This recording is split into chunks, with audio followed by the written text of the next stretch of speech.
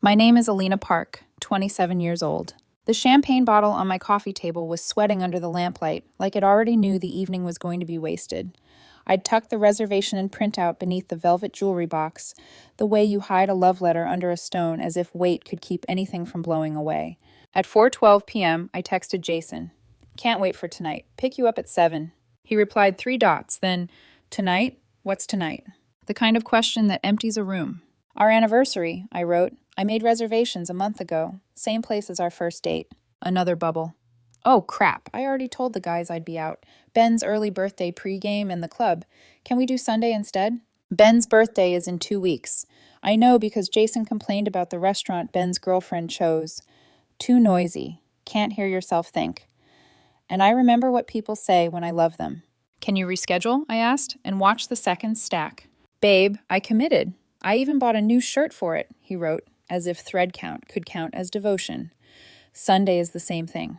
There it was, the scrape of metal on glass. Our 2-year anniversary weighed and found equal to any ordinary Sunday. Of course, I typed. Have fun. Love you. I set my phone face down and listened to the apartment breathe. The flowers I'd sent to his office that afternoon were probably still bright on his desk. A dozen cream garden roses with trembling edges, a card that said, 2 years of us, and I'd choose the first day all over again. Somewhere, a printer spat instructions for bottle service and wristbands. The 2 stories of our night traveling in opposite directions. The necklace lay inside a navy velvet box, sterling silver, coordinates inscribed on the tiny bar. The corner where he'd spilled coffee on me and apologized by buying me a pastry shaped like a shell. $800 of something I'd told myself wasn't about money, but meaning. I poured a glass of champagne I suddenly didn't want. It fizzed, hopeful and oblivious. The apartment felt too quiet, so I opened my phone and watched my own story again, the flower delivery clip I'd posted an hour ago. A like popped up from Eva. Eva, who used to date Jason before me. Eva, who stayed decent after their breakup when she could have chosen bitter. She'd helped me pick Jason's Christmas headphones last year, sent me links with discount codes and little notes like, he'll love the bass. She remembered my birthday when Jason forgot and then laughed it off. I'm bad with dates, Alina. You know me. Eva replied to my story. Someone's getting spoiled tomorrow. Lucky person. I stared at the words until they blurred into something kinder than the night deserved. My thumbs moved before I could second guess them. Hey, strange ask, what are you doing tonight? Nothing, she wrote. Why? Jason canceled our anniversary dinner for a guy's night. I have a reservation I can't cancel. Do you want to use it with me? Not a date, just it shouldn't go to waste. There was a pause long enough for me to hear the fizz in my glass go flat. That's messed up, she wrote. But taking me, are you sure that's not explosive? I'm not trying to hurt anyone, I said. I'm trying not to eat a 3-course prefix alone. Another minute. Okay, Ava wrote. If you're sure, his loss. Jason left for the gym at 6. He didn't ask what I planned to do.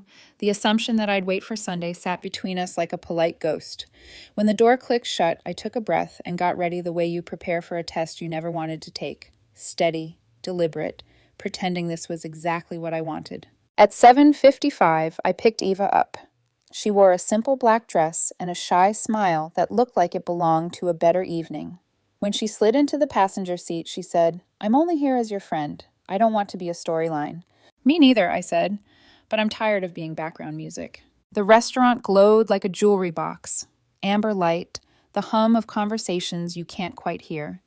The host recognized my reservation and said, Happy anniversary. And I said, thank you, because correcting him would have shattered more glass than my heart could hold. Over burrata and roasted peaches, Eva told me about a freelance project she'd landed after months of silence, the way confidence feels like a coat that's finally your size. I told her about the software sprint at work and the bug that wouldn't die. We laughed. We listened. We said thank you to the server like gratitude might rewrite the evening. When the dessert arrived, 2 spoons, a flourish of spun sugar, I took out the velvet box. Ava put her hands up. No, she said immediately. That was for him. It was for us, I said, and surprised myself by how steady my voice stayed. For a moment that mattered. But objects don't care about intent. People do. You showed up tonight so I wouldn't spend it alone, Ava. You've shown up quietly more than once. Her eyes filmed, not dramatic, just the way a window fogs when the room finally warms. I can't take that. You can, I said, because I need to give it to someone who understands what it stands for. She lifted the necklace like it might sing. No one's ever given me something this thoughtful without wanting something back. Then let it be the first time, I said. She turned, and I clasped the chain at the nape of her neck.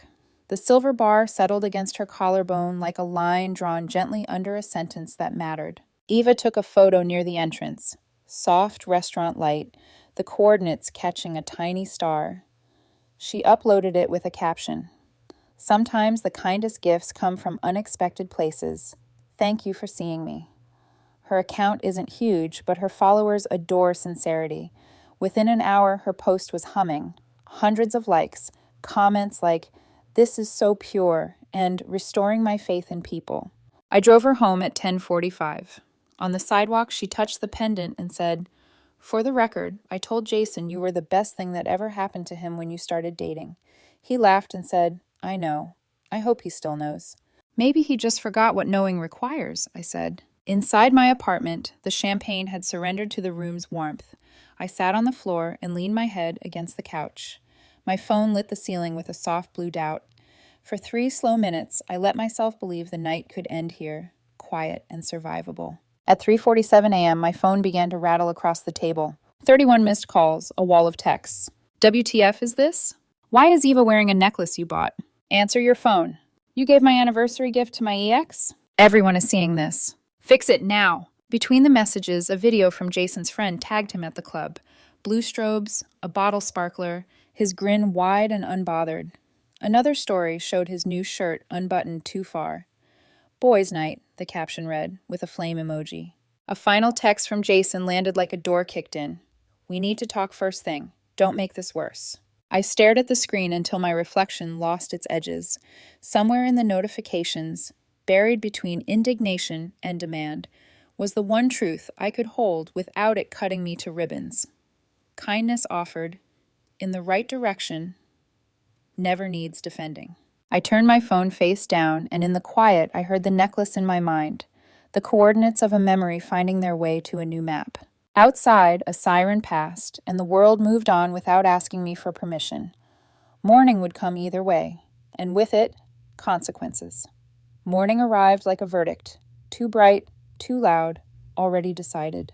At 8:12 a.m., someone pounded on my door with the urgency of bad news pretending to be love. I didn't need the peephole to know it was Jason. The rhythm was his, impatient and familiar. I opened the door a careful 6 inches, enough for breath and boundaries. He stood there in last night's shirt, collar askew, eyes bloodshot, jaw clenched like he'd chewed through a cable. "We need to talk," he said. "You texted that," I replied. He shouldered past me into the living room, saw the champagne bottle on the table, and made a face like he was already building a case. "Unbelievable. You gave my anniversary gift to my ex." I closed the door and leaned against it, not as a barricade, just as something to hold my spine steady. "You skipped our anniversary for a club night. The gift stopped being yours when you decided the date didn't matter." "It matters now," he snapped. "Do you have any idea what this looks like? Eva posted a photo wearing the necklace. People think you and she," he chopped the air, "and they're tagging me." "So the problem," I said, "is optics." "The problem," he said, slower, like he was offering me a chance to fix my tone, "is respect. You could have waited to give me the gift Sunday. We agreed we'd celebrate then." "We did not agree. You informed me." I gestured toward the reservation printout, still anchored under the velvet box lid like a tombstone. "I made plans a month ago. You made a choice last night. I made a different one." He stared at the velvet lid as if he could will the box to refill. "You'll call Eva," he said. "You'll tell her to take down the post and give the necklace back." "No," I said. He blinked, as if I'd failed to read my line. "You think I'm playing?" "I think you're used to me smoothing what you wrinkle," I said. "I'm done ironing." His phone buzzed on cue. He turned it to show me a DM from a friend, a screenshot of Eva's post with a caption, "Is this what we're doing now?" Jason's thumb hovered. "This is blowing up. Do you not care what people will say?" "I care what I can live with," I said. "You can live with skipping our anniversary. I can live with not pretending that's fine." He laughed, one sharp sound with no humor in it. "You always have to make it righteous." "Not righteous," I said, tired. "Just true." He moved to the window, pacing out an argument he'd rehearsed on the drive. You humiliated me. You blindsided me. You weaponized my past. Ava isn't a weapon. She's a person who treated me kindly, I said. Last night I didn't ask her to be vindictive. I asked her to share a meal. That necklace, he said, turning, eyes flaring. That was for a future with me. And you didn't show up for the present with me, I said. He scrubbed his face, swallowed a fresh curse. You're going to fix this. Tell her to delete the photo. She returns the necklace. You post that we're celebrating tonight. We'll do damage control. Jason, I said softly, because I still knew how to speak to the part of him that wasn't a press release. Your damage isn't the photo. It's the choice you made and what it revealed. The softness didn't land. He was already typing, already spinning. If you won't fix it, I will. He sent a message to Eva, polite punctuation wrapped around a demand. A minute later, his phone dinged with her reply. It was a gift from Alina. I'll keep the post. Please stop. Color climbed his neck. She's doing this to get to me. No, I said. She's doing this because she's allowed to accept a kindness. He pointed at the door. You're unbelievable. He walked out without slamming it. Something in him knew slamming would make the wrong kind of noise for a hallway with witnesses. The hinge clicked, a tiny, satisfied sound. Silence pooled around me. Then my phone began humming. Group chats waking, notifications unfurling like flags in a stiff wind. In my college friends chat, girl, are you okay? Also, low-key proud of you. High-key, how do you stay that calm? In a mutuals thread that Jason was still in. A split screen of Eva's post and a boomerang of Jason with a bottle sparkler. Choose your fighter, someone captioned it. The replies were not kind to him, which I didn't enjoy the way I thought I would. Schadenfreude is a cheap dessert. Sweet, and then you feel worse. Jason's Instagram story went up an hour later. A gray background, white text. Sometimes the deepest cuts aren't physical. Emotional betrayal. Actual cheating. He added, taking someone's ex to our special restaurant and giving her a gift meant for me equals low. No names, but names weren't necessary. Eva texted me a screenshot. So, this is happening. Don't engage, I wrote. Live your life. Working on it, she replied. For what it's worth, I told him last year to learn the difference between being seen and being watched. I stared at that line long enough to wonder where in their story it belonged and why I only heard it now. By noon, my phone rang with an older ringtone I hadn't heard in months.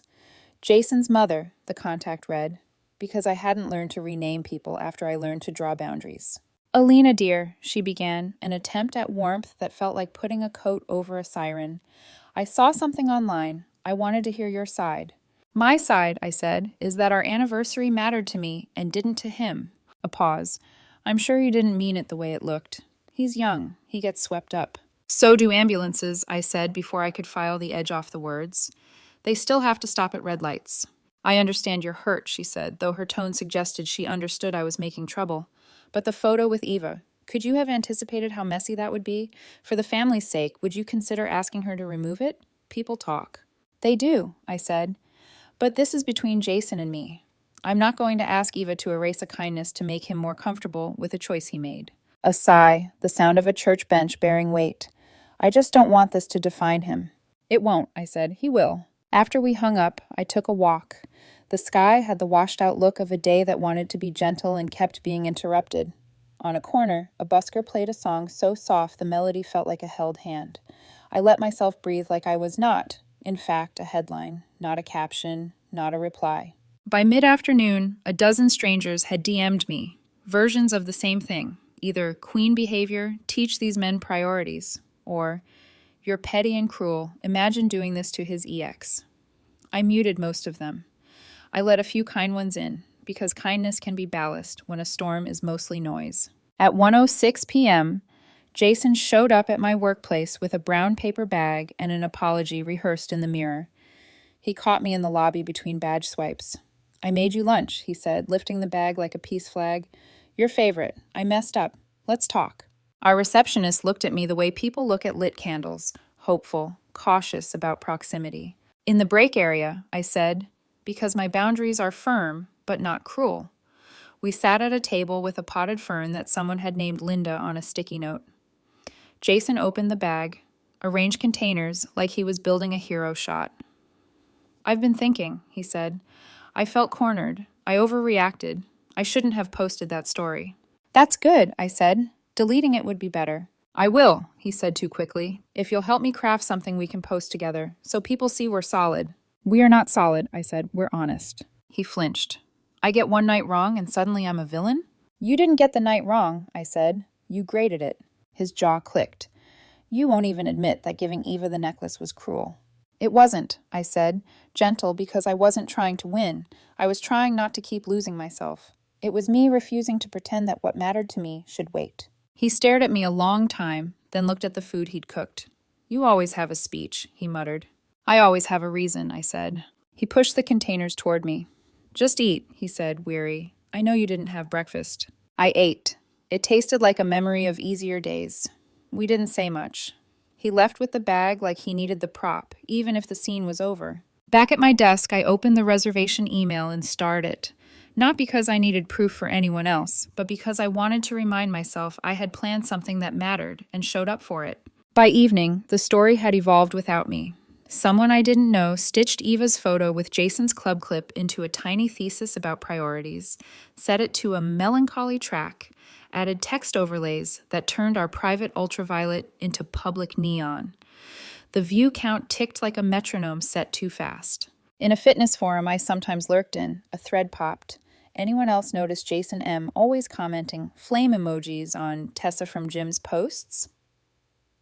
The comments were mostly gossip, mostly nothing. But in the background of my mind, a low light flicked on. Not proof, not even suspicion. Just the knowledge that attention is a currency, and some people tip generously everywhere but home. Before bed, Eva sent a message.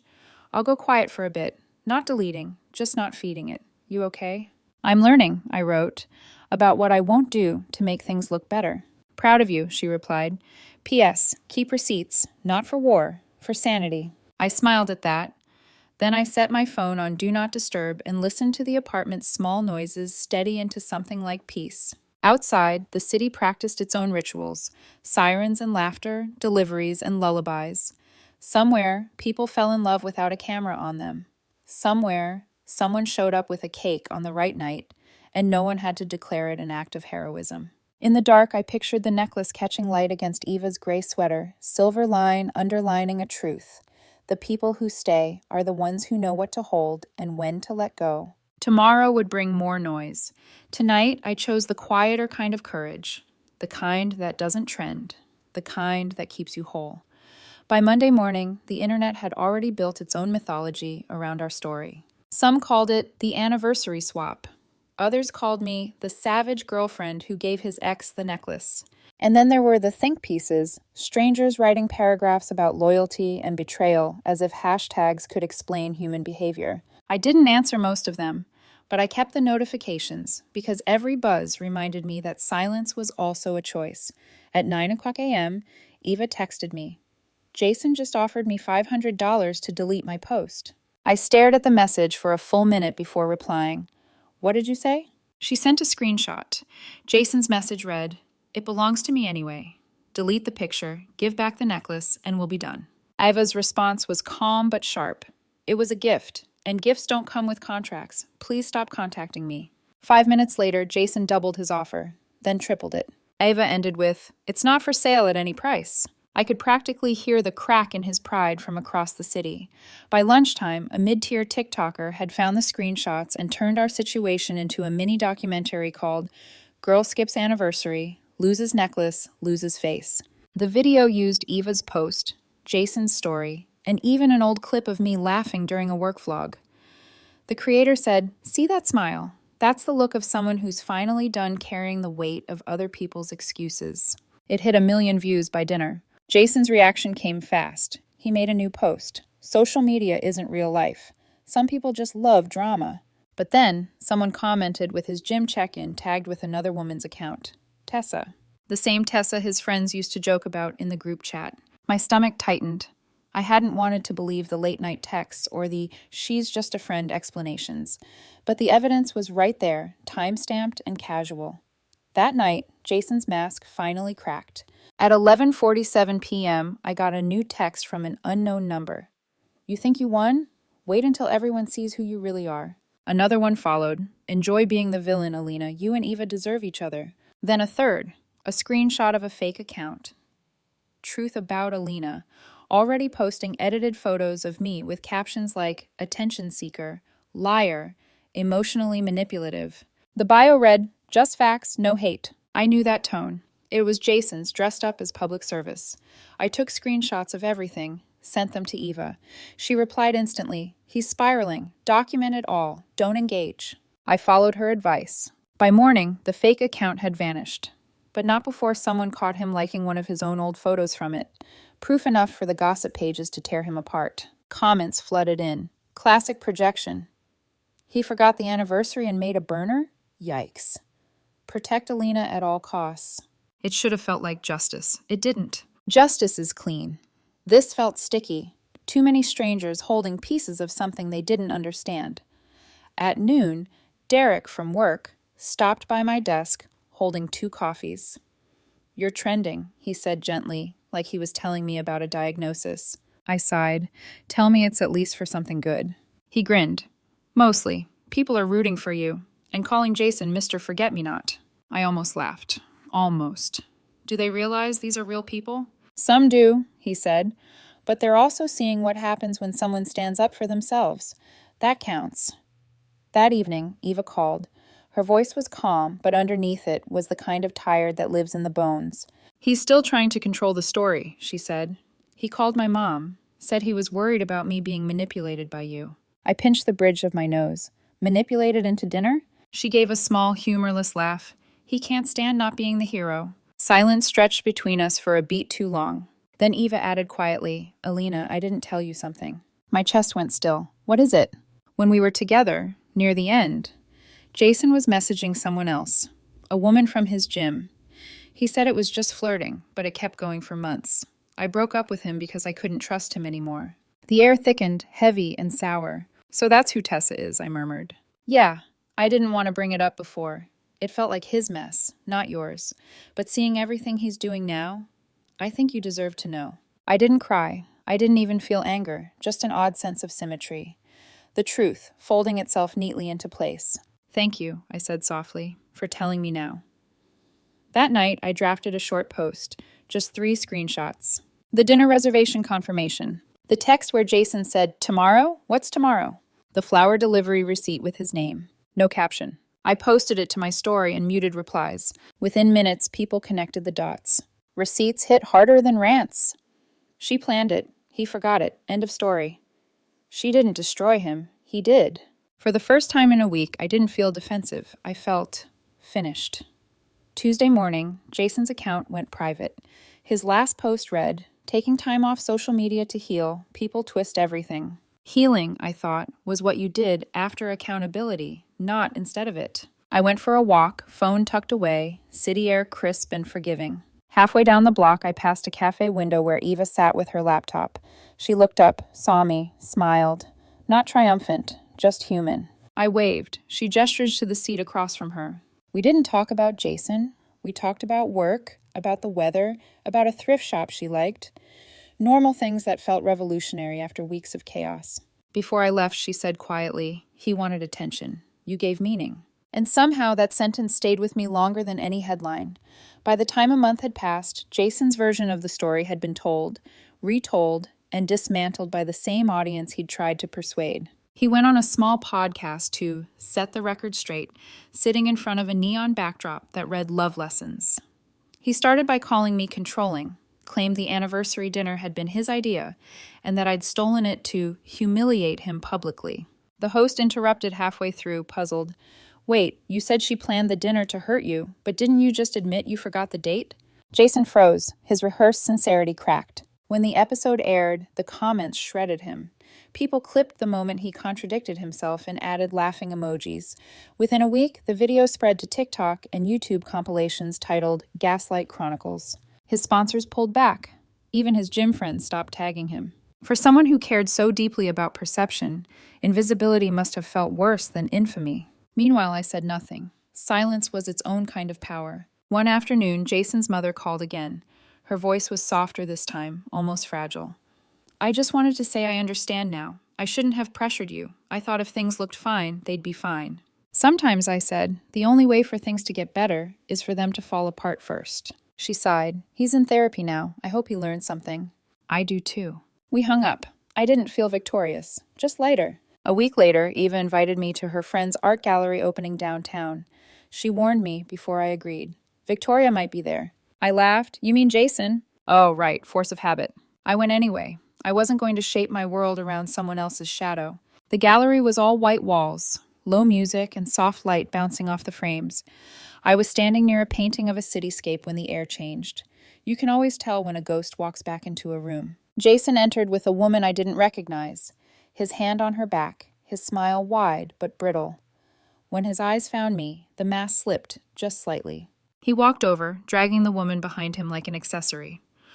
Well, he said loudly enough for people to turn. Look who it is, the girl who teaches everyone a lesson. Hi, Jason, I said.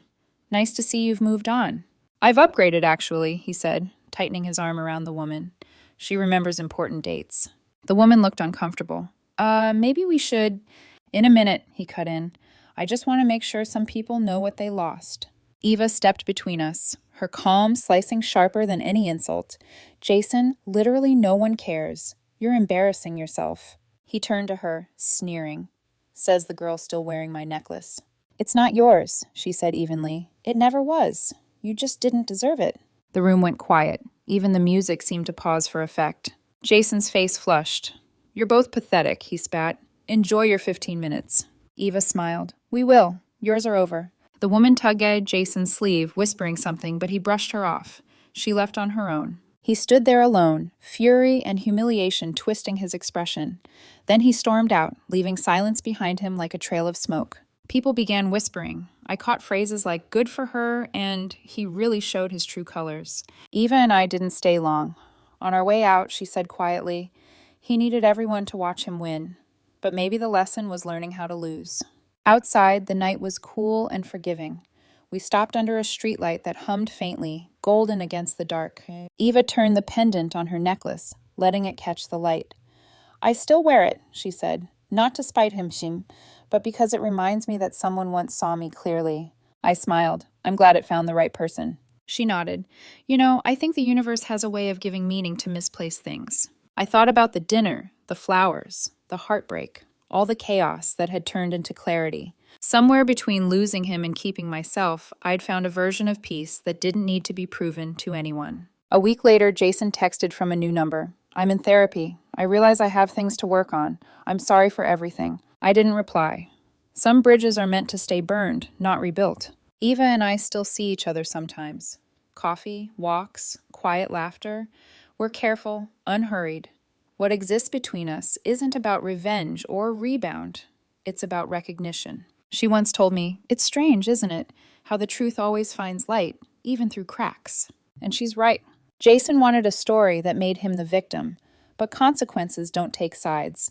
They just arrive when you ignore what's real. He lost a girlfriend, a reputation, and the illusion that charm can replace consistency. I lost the version of myself that kept forgiving him. And maybe that's the best kind of ending. Not revenge, not closure, just release.